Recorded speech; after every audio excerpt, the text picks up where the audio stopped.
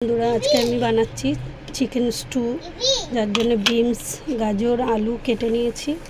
এদিকে কড়াই বসিয়ে তেলটা গরম করে নিয়েছি। সঙ্গে আমি একটা লবঙ্গ, এলাচ, দারচিনি দিয়ে দিলাম। যেহেতু এটা বাচ্চা খাবে ওই জন্য বেশি গরম মশলাও না দেওয়াই ঠিক। অল্প একটু পেঁয়াজ দিয়ে দিলাম। পেঁয়াজটা একটু ভাজা ভাজা করে নেব। পেঁয়াজটা একটু ভাজা ভাজা হয়ে গেছে, এরপর আমি সবজিগুলো দিয়ে দিলাম ওটার মধ্যে।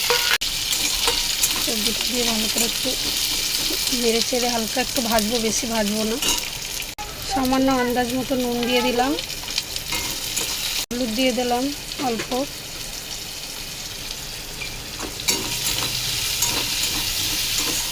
নুন হলুদ দিয়ে এবার একটু নেড়ে ভাজা ভাজা করে নেবো। খুব বেশি ভাজবো না সবজিটা, বন্ধুরা আগেই বলেছি। সবজিটা ভাজা ভাজা হয়ে গেছে, এই দেখুন হালকা একটু কালারটা চেঞ্জ হয়েছে। এরপর আমি অল্প সামান্য আদা বাটা দিলাম, ছোট্ট চামচের হাফ চামচ, মানে 1 চামচের হাফ চামচ।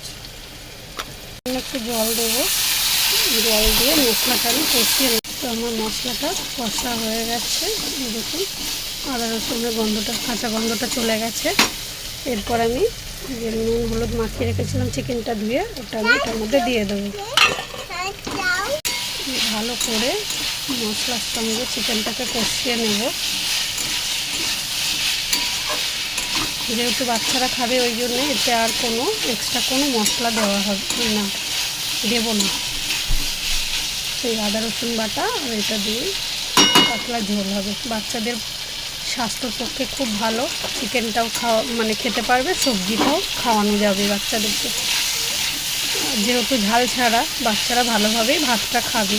ভাত, রুটি, পরোটা যেটা দিয়ে পারবেন খাওয়াতে পারবেন। এরপর আমি অল্প জল দিয়ে দেবো এটার মধ্যে জল দিয়ে দিয়েছি বন্ধুরা। আর আমি পাশে একটা কুকার নিয়ে নিয়েছি। চিকেনটা কুকারের মধ্যে দিয়ে এটার মধ্যে 5 থেকে 6টা সিটি মেরে নেব। দেখি ঢেলে নিয়েছি। এরপর আমি ঢাকনা দিয়ে 6টা সিটি মেরে বসিয়ে দিয়েছি। বন্ধুরা আমার হয়ে গেছে চিকেন স্টু বাচ্চাদের জন্য। আমার ঘরে ছোট্ট একটা বেবি আছে, ওকে খাওয়াবো সেই জন্য করলাম। আমি প্রত্যেক রোববারই করি। আপনারাও ঘরে বাচ্চা থাকলে বানাতে পারবেন। বাচ্চারা খুব ভালো খায় এটা। তো আজকের মতো টাটা, আবার আসবো নতুন কোনো রান্না নিয়ে। আপনারা প্লিজ আমার ভিডিও ভালো লাগলে লাইক করবেন।